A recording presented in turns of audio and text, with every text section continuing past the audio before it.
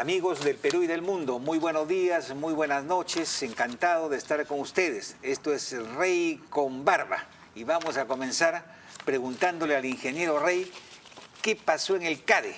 ¿Valió la pena o no valió la pena? A ver, Rey, cuéntanos, infórmale a la opinión pública, ¿no?, los pormenores de este supuesto magno evento nacional, ¿no? Sí, bueno, ya tiene pues tradición de años, ¿no? Pero efectivamente tiene la importancia que tiene, ni más ni menos importancia de la que algunos suponen, ¿no?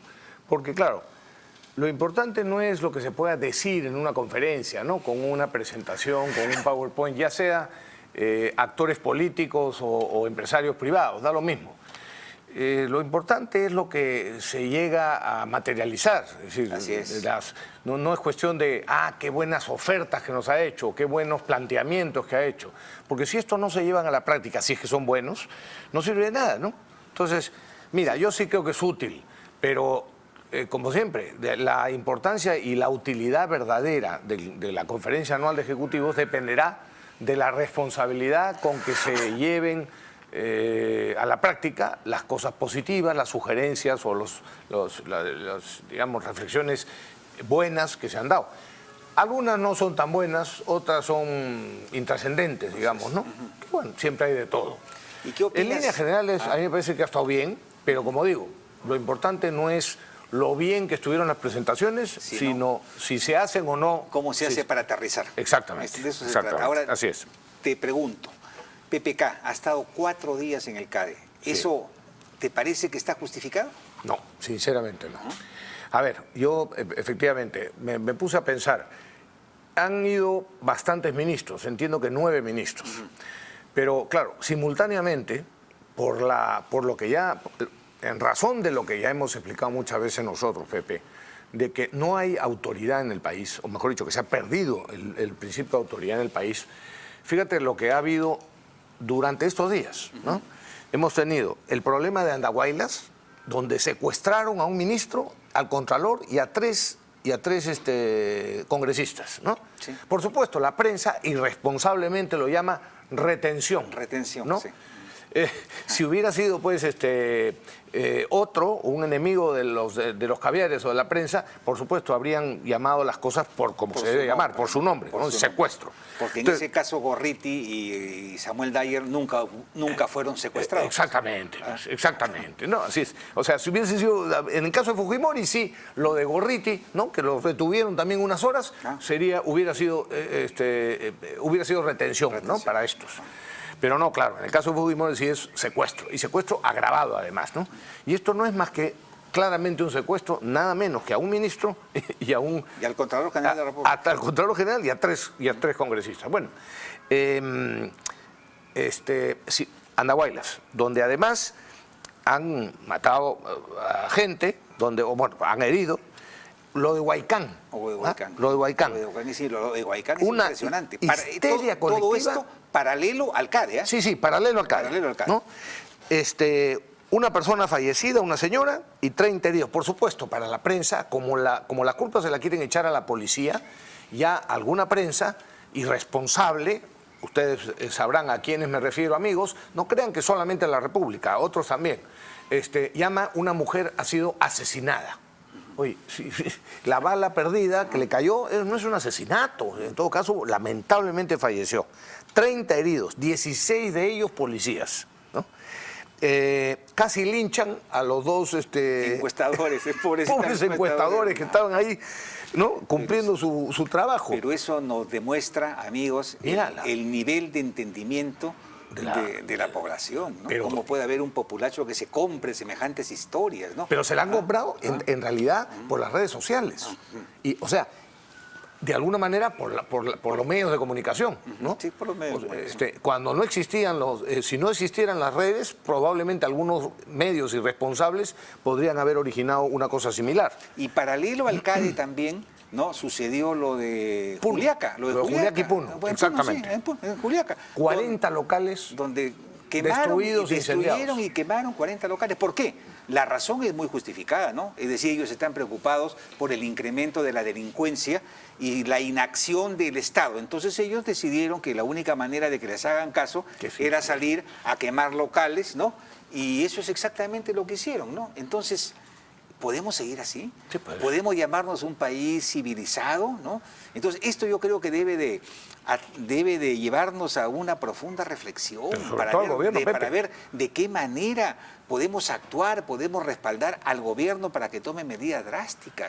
Pero la iniciativa tiene que venir del gobierno, ¿eh? De decidirse a gobernar, que es lo que ha sido, para lo que ha sido elegido. Fíjate que el noticia, perdona la interrupción, Pepe, fíjate que la noticia al día siguiente de la inauguración del CADE fue 9 ministros asisten al CADE y un ministro y el Contralor de la República secuestrados. Secuestrados, ¿no? Fíjate pues esa... Y el Contralor y el ministro se demoraron 5 días en llegar a Andahuaylas. O sea, por 5 días hubo una huelga general, ¿no? Sí. Y lo de Juliaca realmente ya no tiene nombre, ¿no? Entonces, ¿qué hay que hacer? ¿No? Sabemos lo que hay que hacer, todo está previsto, por si acaso, en la Constitución. ¿Ah?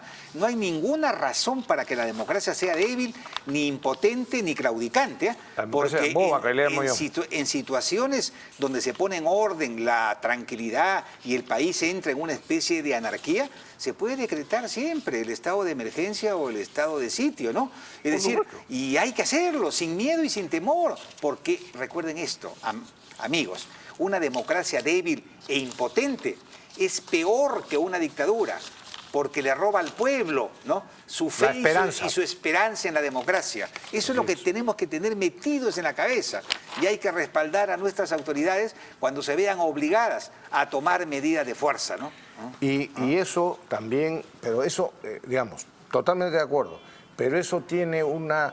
lo que tú sugieres son medidas de emergencia en determinados casos. Es. Pero lo que el gobierno tendría que entender, y la prensa y la población en general también, es que lo ordinario, no lo extraordinario, es que se ejerza la autoridad. Así es. Es decir, que las leyes están hechas para que se cumplan y los que tienen derecho a protestar siempre que lo hagan pacíficamente. El gobierno tiene que comprender que no puede firmar actas como la que firmaron en Saramurillo, donde el gobierno firma y se compromete a que no va a denunciar a los sinvergüenzas que cometieron delito y mantuvieron el río Marañón cerrado durante más de 80 días al tránsito y tomaron varias instalaciones de Petroperú. Y se compromete el gobierno, amigos televidentes, mediante acta firmada a que no va a perseguir y a denunciar y a investigar quiénes fueron los causantes de esta violencia. O sea, mira la negociación, mira la claudicación que se lleva... Del principio de autoridad, por supuesto, que es el principio sobre el cual se sostiene una civilización, una sociedad y se sostiene el Estado. Es decir, hay que entender algo. Si una turba ataca, como sucedió en Huaycán, ¿no?, la institución policial con el fin de saquearla, destruirla, linchar... La comisaría. La gente tiene que saber, ¿no?, que puede recibir un balazo como respuesta. Mortal incluso. Mortal incluso. Y sucedió lamentablemente con una ciudadana, ¿no? Pero esas cosas pasan y la gente tiene que saber que eso puede pasar, porque no se puede atacar a la policía, ni menos a una institución policial, pues, ¿no? En fin. Bueno, yo esperemos sinceramente que esto lo comprenda el presidente de la República y que lo entiendan también los ministros. El ministro del Interior, que es amigo nuestro y de quien hablamos nosotros normalmente muy bien, tiene que comprender que no puede seguir impidiendo que la policía ejerza su deber y su derecho de utilizar las armas para restablecer el orden cuando es roto por delincuentes o por sinvergüenzas. Claro, ¿no? Por ejemplo, mandó unos 100 policías a esta zona de la selva solamente con escudos y con palos. Sí, pues. Entonces les quitaron los palos y les pegaron a los policías con sus propios palos. Es que no hay derecho. La policía tiene que ir armada, pues para eso son policías, ¿no? Y y portan sus armas legalmente, no para su servicio, sino para el servicio de la sociedad, ¿no? Es así, ¿no? Es increíble. Entonces, yo reitero los elogios de Rafael, ¿eh? Yo creo que tenemos a un ministro bien intencionado, un ministro correcto, un ministro con ganas de hacer las cosas, que no le ha temblado el pulso para enfrentarse a las mafias policiales que son muy poderosas, ¿eh? Hay que ser muy valiente para meterse con esta gente, que muchos de ellos, o algunos de ellos, digámoslo así, son los verdaderos jefes de las mafias que pululan en las calles, ¿no? Y este ministro se está enfrentando a ellos, con mucho valor, con mucho tesón y con muchas ganas, ¿no? Por eso, a pesar de los errores que pueda cometer, yo creo que es un hombre que merece todavía el respaldo ciudadano, ¿no? Sí, así es. Pero tiene pues que tomar medidas, tiene que corregir algunos errores. Bueno, la otra noticia. Bueno, acá lo que está en todas las redes sociales, ¿no? Hace unos días el señor Mauricio Mulder denunció que la esposa del ministro de Educación, Jaime Saavedra, fue contratada por la Superintendencia de Banca y Seguro como premio por haber colaborado en la campaña de PPK. Sacó documentos, fotos y todo lo demás. En fin, ya. La Superintendencia ha respondido fuertemente diciendo que de ninguna manera que eso no es cierto y que la contratación de la señora se debe a que tiene una gran experiencia profesional, ¿no? Yeah. Yo estoy seguro que la señora debe tener una gran experiencia profesional, ¿no? Pero comprometer a su esposo aceptando un cargo en una institución pública me parece al menos un error político, ¿no? Y si es tan capaz, me pregunto yo, ¿por qué no fue al sector privado? O de repente no le iban a pagar 24.000 soles mensuales como en el Estado, ¿no? Pero en todo caso... cabe la pregunta, ¿no? ¿Y si hubiera sido tu esposa? Sí, si tú fueras ministro y contratan a tu señora, ¿tú crees que la prensa hubiese babeado? Así es. Escándalo hubieran armado. Escándalo mayúsculo. No te digo nada si hubiera sido también un fujimorista, ¿no? ¿Y qué pasa si un congresista habla con un colega, digamos, ¿no? Y contratan a un sobrino y este le contrata al tío y así sucesivamente? Ahí sí hay problema. La prensa haría un escándalo, ¿no? En cambio, en este caso no hay problema. En este caso no hay problema, ¿no? Pero en todo caso, aquí está el mismo Mauricio Mulder diciendo con claridad que no cree en los argumentos de la Superintendencia de Banca y Seguro. Y dice, cualquier persona que contrata a la esposa de un ministro tiene que saber perfectamente que eso se convierte en un hecho político. Que es lógico, pues es lógico, pues elemental, ¿no? Yo, dice, no estoy afectando la reputación de nadie. Los hechos son los hechos. Y es un hecho que este hecho lo mantuvieron oculto y saben que fue una movida reprochable. Por eso dice, yo he pedido que se hagan las investigaciones correspondientes. Muy bien, pues es su derecho como congresista fiscalizar y es su derecho interpretar los acontecimientos que suceden y afectan el presupuesto público, ¿no? Así porque aclaremos, no es que la señora estuviese contratada de antes en la superintendencia. No, ha sido contratada a raíz de este gobierno. Entonces, y por otro lado, esta señora algo ha tenido que ver también en la campaña, que es otra de las afirmaciones que ha hecho. Es socia del que dirigió la campaña de PPK. Ya, por eso. Entonces, es claro que han querido darle un trabajo, ¿no? Bueno, esas cosas no se pueden hacer. O de repente es muy capaz, pero ella... Pero tienes que... pero se convierte en un hecho político. Se convierte en un hecho político, porque la esposa del ministro no puede ir a trabajar a una dependencia pública y menos con 24.000 soles mensuales, pues. No, pues. Seguro. Más que un parlamentario. Hay que ser honesto y parecer,lo las dos cosas. Así es, ¿no? Bueno, el otro hecho es la interpelación. La interpelación. Están haciendo un drama y una tragedia por un mecanismo constitucional que es absolutamente pertinente aquí y en la Cochinchina. Así es. La interpelación suena fuerte, pero en realidad es un mecanismo de comunicación entre el Parlamento y el Poder Ejecutivo para que un ministro vaya, responda a las preguntas que se le hacen, que están en un pliego interpelatorio, y como bien dice Rafael, ¿no? Si responde adecuadamente, aplausos pues, regrese usted a trabajar. Y si no responde adecuadamente, a su casa. Y eso no significa hacerle ningún daño al gobierno, porque entonces el señor PPK tiene la posibilidad de ir a la banca de suplentes y escoger a una serie de personas, ¿no?, que pudieran reemplazarlo sin ningún problema. ¿Por qué hacen cuestión de Estado por una tontería? No entiendo. Yo he llegado a la siguiente conclusión. Yo he estado reflexionando sobre esto ya en el gobierno anterior, porque hacían lo mismo, aunque en este caso han hecho más escándalo. Sobre todo la prensa. Y creo que es otro signo de gravísima inmadurez de gran parte de los medios de comunicación del Perú, por supuesto, de gran parte de los periodistas de nuestro país y, por cierto, de los opinólogos que abundan en el Perú, ¿no? Están haciendo una tormenta en un vaso de agua. Así es. A ver, reiterando, la interpelación no es otra cosa que un ejercicio perfectamente constitucional y democrático. Así es. En ningún país con una democracia madura y no una democracia boba como tenemos nosotros, se atreve algún político o algún periodista a hacer escándalo porque el Congreso cita a un ministro de Estado. O sea, esto sucede, a ver, en Inglaterra, el rendimiento de cuenta de los ministros es constante, teniendo en cuenta que la mayor parte de los ministros, dicho sea de paso, si no todos, son parlamentarios. Constante, ¿no? Diario. Entonces, y permanente. Permanente. Porque en realidad la misión fundamental de un parlamentario es legislar, de acuerdo, pero hay tantas leyes que lo fundamental es básicamente el control político. Por supuesto. Y eso se hace a través de varios recursos, entre ellos la interpelación. Entonces, sobre la base de esa reflexión, ¿cuál es el problema que se cite a un ministro para interpelarlo? ¿Cuál es el miedo de qué se tiene? Yo he sido 2 veces ministro, Pepe. Ojalá me hubieran querido interpelar. A mí me invitaron una vez y otras 2 yo pedí asistir para distintos asuntos, ¿no? Para explicar cosas o para defender a la gente que trabajaba conmigo.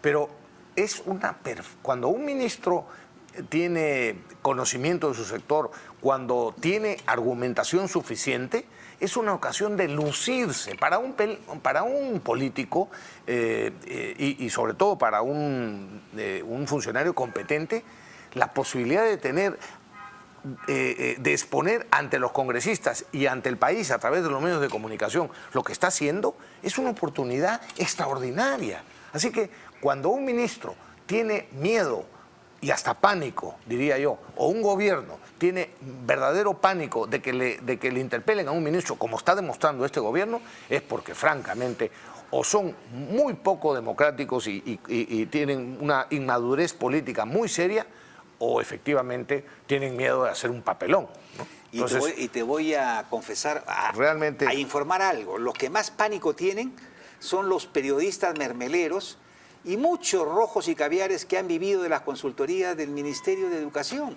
Cecilia Chacón, presidenta de la Comisión de Presupuesto, informó que de 878 millones que se había gastado este ministerio en consultorías y en publicidad. Sí. Entonces es una especie de Papá Noel de la prensa, ¿no? Entonces se enojan pues porque lo tocan, ¿no? Y a propósito de eso, Pepe, nos han dado el dato de que hay algunos periodistas que reciben honorarios o han recibido honorarios por el Ministerio de Educación en la gestión de este ministro. He recibido, ¿no?, la misma información, que bueno, hay una planilla. Bueno, entonces yo creo que tenemos pleno derecho a pedirle a todos los periodistas que digan claramente si tienen o no ingresos procedentes del gobierno o del Ministerio de Educación. Yo anticipo que no tengo, a mí no me ha pagado y a ti tampoco. Menos. Bueno. Y además eso, lo de los periódicos está en las redes sociales, se ha publicado en todas partes, menos en los periódicos, claro, ¿no? Sí. Pero ahí están la cantidad de millones que se le ha entregado a cada medio de comunicación.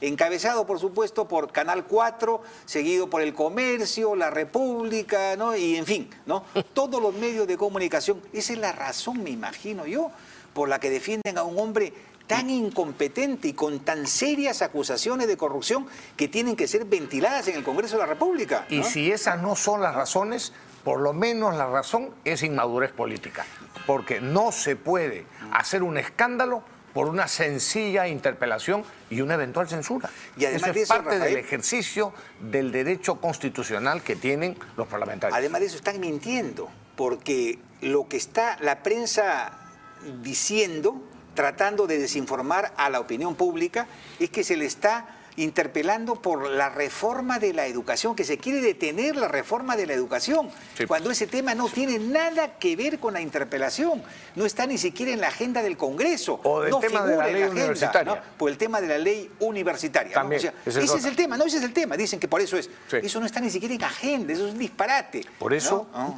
Una de las frases más impertinentes de los últimos días del señor presidente de la República, yo he apuntado varias, pero una de ellas hace referencia a esto. Ha dicho hace poco que salgan del closet y digan ¿A quién representan los que quieren interpelar al ministro Saavedra? Esto es en clara referencia a algunos del Partido Aprista, Sí. ¿no? Entonces, ¿por qué el presidente de la República tiene que suponer un comportamiento, una doble intención? Vamos a permitir que eventualmente alguno tenga ¿Algún nexo, alguna relación? Ya está. ¿Y cuál es el problema? ¿Cuál es el problema? Que no tiene derecho a hacer consulta, a interpelar al ministro o eventualmente a promover su censura. La democracia se resuelve. A ver, un ministro es nombrado por el presidente y puede ser despedido por el presidente o censurado por el Congreso. Gracias. La Constitución le da ese privilegio y esa atribución a los dos, al presidente, que lo puede nombrar o renunciar, y al Congreso, que no puede nombrarlos, pero sí los puede censurar. Y censurar. Bueno, ¿no? eso es parte, otra vez, del juego democrático, porque un Congreso decide, porque le da la gana, puede ser que se desprestigie, pero porque quiere ejercer ese atributo, esa atribución, y censurar a un ministro, bueno, está bien, pues, habrá que cambiarlo. Y si no, que hagan cuestión de confianza. Y así como nadie cuestiona las atribuciones constitucionales del presidente de la República en lo que se refiere, por ejemplo, a nombrar al ministro que se le dé su gana, lo mismo pasa con las atribuciones que tiene el Congreso, entre ellas la de interpelar, ¿no? O sea, no puede el presidente de la República, ¿no?, amenazar ni sentirse ofendido porque está demostrando su poca sapiencia política, ¿no? Porque en estos momentos, ¿qué es lo que necesitamos, no? Cuando ellos han requerido del Congreso, han encontrado las puertas abiertas, les han dado todas las normas que han pedido, incluso el presupuesto, teniendo tantas falencias, lo han aprobado en una componenda amistosa después de muchos debates por unanimidad. O sea que las leyes importantes que el Ejecutivo ha requerido del Congreso se han logrado. Eso es lo fundamental, eso se llama hacer política. Lo que PPK está haciendo es petardeando ese entendimiento que en estos momentos se está produciendo entre el Poder Ejecutivo y el Legislativo. Y eso me parece diablo, no sé cómo llamarlo, Inmadurez, pero inmadurez, incapacidad, política, no sé. Inmadurez política. Y claro, si el Congreso, por ejemplo, cuando el Congreso tenía la posibilidad de no otorgar las facultades, por supuesto, gran parte de la prensa nacional hizo campaña diciendo que si el Congreso no se lo daba, actuaban irresponsablemente. Entonces, ahí sí, el Congreso tenía que actuar de determinada manera. Ahora que el Congreso quiere ejercer una de sus atribuciones para interpelar a un ministro, entonces hay que descalificar a los congresistas. Y un detalle más, porque además eso ha sucedido con gente conocida por mí, hemos discrepado. Yo respeto a las personas que consideren que el señor Saavedra es un magnífico ministro y que debe continuar durante los próximos 5 gobiernos. Ya, yo lo respeto, no concuerdo con ellos, punto. Tengo mis razones, y algunas de las cuales las hemos hablado y las hablaremos en este programa, porque tenemos hoy día un invitado especial, pero para más tarde. Pero en cualquier caso, yo respeto la opinión de quienes quieren que el señor Saavedra, o quienes piensan que el señor Saavedra es un magnífico ministro para la educación peruana. Tienen todo el derecho, muy bien. Así como otros tenemos también el derecho de tener nuestros motivos sin que eso justifique que nos digan que no pensamos en el país, que estamos actuando por intereses particulares o que no sabemos valorar lo que se está haciendo. No, señor. Hablan de tolerancia, pero son intolerantes. Yo respeto a los que, repito, quieren que Saavedra continúe. Pido que se respete el derecho de muchos peruanos que consideramos que no debería de continuar. Pero en fin, lo que no es justo, verdaderamente, es descalificar la opinión distinta. Y menos asignarle unos intereses secundarios. Lo importante, y este es el mensaje tanto para la oposición como para el gobierno, es que hay que encontrar los puntos de entendimiento, encontrar las concordancias para poder planificar políticas comunes, porque de otra manera no vamos a ningún lado, ¿no? Y para eso tengo la impresión que hay que controlar a PPK, aquellos ministros, aquellas personas, aquellos aquellos periodistas que puedan influenciar sobre él, tranquilicen. A PPK. A PPK. Y a Mecha Arauz. A Mecha Arauz. Y a Bruce, en algunas cosas. En algunos temas. Sí, mira, y para terminar, Pepe, sobre esto que yo había apuntado, te decía algunas frases lamentablemente desafortunadas del presidente. Una que acaba de decir en CADE: creo que creceremos a 4.5% en 2017, 4.5% del PBI. Y si me tomo un buen pisco, pienso en 5%. No pues, para proyectar el crecimiento del Producto Bruto Interno del Perú, el presidente no puede decir, si me tomo un buen pisco. Yo sé que tiene un estilo, pero ahora que es presidente de la República debería de medir un poquito sus palabras. Yo defiendo, en otra frase, yo defiendo al ministro Saavedra con todo mi corazón.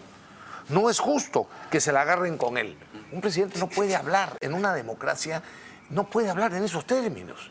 Bueno, algunos tendrán su derecho a interpelarlo, digo, sus razones para interpelarlo y eventualmente para censurarlo. Nosotros en el gobierno consideramos que está haciendo una buena labor y vamos a intentar que la censura no proceda o que la propia interpelación no proceda. Pero si se da, bueno, eso es democrático el juego, ya está. Esa es la manera de responder. Y finalmente, lo que dijo para justificar su presencia en CADE durante 4 días, ¿no?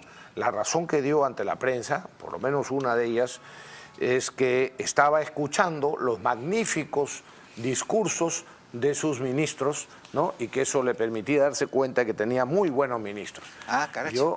Yo diría, ¿desde cuándo se juzga o se evalúa el desempeño de un ministro por la calidad de una presentación o el contenido de un PowerPoint en un discurso, ¿no?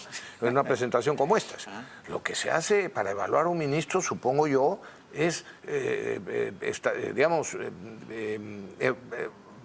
evaluar lo que hace o lo que deja de hacer el ministro. Ir a los hechos. Por supuesto, a los hechos, no las teorías ni a los ofrecimientos. ¿Qué es lo que hay que decirle a nuestro amigo PPK? En el mundo de las palabras, en el mundo de los discursos, es posible elevarse hasta alcanzar la perfección. Sí, claro. Pero una vez que esa perfección intentamos llevarla a la realidad cruda y concreta, descubrimos que no cuadra, ¿no? Y que deviene pues inaplicable, ¿no? Entonces, por eso digo, lo importante no son las palabras, ¿no? Sino cómo se aterriza, cómo se hace realidad ese esquema ideal, ¿no? Porque de otra manera no vamos hacia ningún sitio, ¿no? Es decir, de lo que se hace o de lo que se deja de hacer. ¿No? Así se evalúa. En política lo que no puede medirse, lo que no puede hacerse, sencillamente es ciencia ficción, ¿no? Es ciencia. Y creo que en el CADE hemos visto bastante ciencia ficción, ¿no? Saludamos, por supuesto, esta institución, estos grandes discursos, grandes eventos, ¿no? Pero lo fundamental es el cómo, ¿no? ¿Cómo? Sí. Bueno, tenemos que hacer una pausa muy, muy cortita y regresamos con Nadine Heredia y otros temas de importancia nacional. La renuncia de Bertel, por ejemplo. Por ejemplo, ¿no? Pausa.